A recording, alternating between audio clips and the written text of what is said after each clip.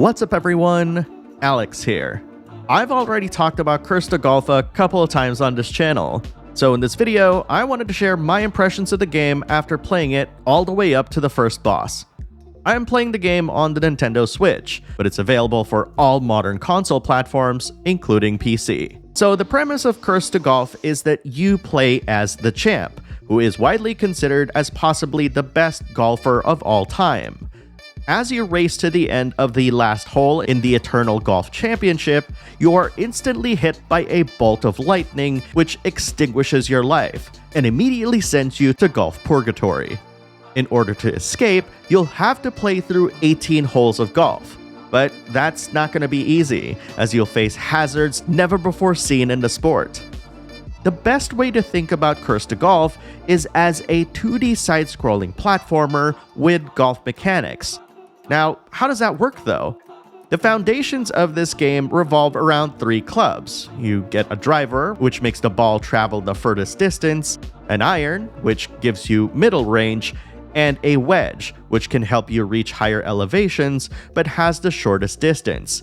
You basically try to work your way to each hole by going from platform to platform, with of course the goal of sinking the ball into the hole, just like real golf. That being said, it's not as straightforward as real golf, because in addition to the usual hazards like sand bunkers, water hazards, and rough patches, you can face courses that have dynamite, fans that can suck your ball and drop it nearby, and even teleporters, to name a few. Also, in regular golf, you're usually competing against other players to get to the hole in the least amount of strokes.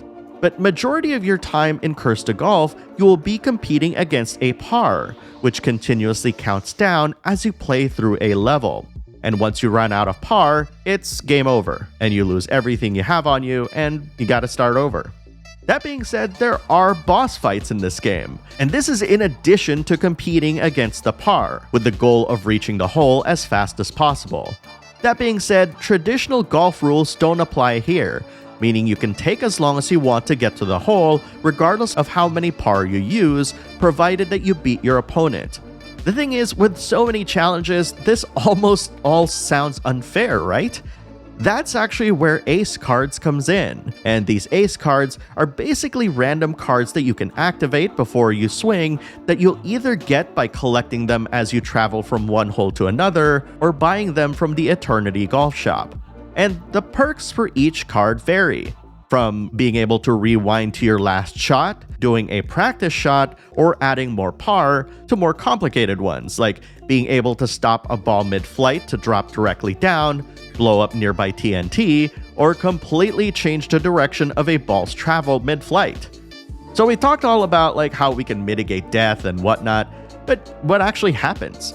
Essentially what happens is that you start from the very beginning and you lose everything that you have on your character, including ace cards. That being said, you can store extra ace cards in a card binder at the Eternity Golf Shop to retrieve for later rounds. And by the way, rounds are what the game calls each run that you do. But you're probably wondering, how does it feel to actually play it? The way that I approached it is that I tried to translate platformer concepts like jumping and running, I'm making quotes here, into golf. And because of that, I slowly started understanding how to play. Now, admittedly, it's still really tricky to understand despite doing that, and personally, I couldn't even finish the practice course that the game gave me within the par, and thankfully they didn't penalize me for that. Another way to see it is that if you're a platforming game fan, but you felt that you never had the dexterity to face some of the challenges in the genre, I think Curse to Golf has everything you'll need in order to get through each of these platforming challenges. Because really, it doesn't require you to have perfect dexterity, though admittedly, some ace cards will to an extent, though it's merely a matter of pressing a button rather than pressing a combination of buttons in perfect succession, which is far better. And by the way, when I'm talking about platforming games, I'm specifically talking about ones that require some precision control and handling, like Celeste or Super Meat Boy. I also personally thought that the surprises were only going to be limited by the hazards and the zany perks you can activate via the ace cards. I certainly didn't expect to encounter things like courses having 2 different holes you can go to, or cursed holes as well, which trigger bad things like being unable to use a specific club, or literally turning the world and your controls upside down, for example. The level designs are interesting too, given how getting from one platform to another feels like it requires precision similar to playing pool, taking into account the inertia of the ball so you don't fall into one of the game's many hazards. And in a way, I would say that I approach each hole like a puzzle, thinking, how can I efficiently get from where I'm at to the hole? Or, as I said earlier, into one of the holes available. I also really love how it looks, and with its bright colors framed by black outlines, it evokes some nostalgic feelings for me of playing some of the best looking NES games of that era.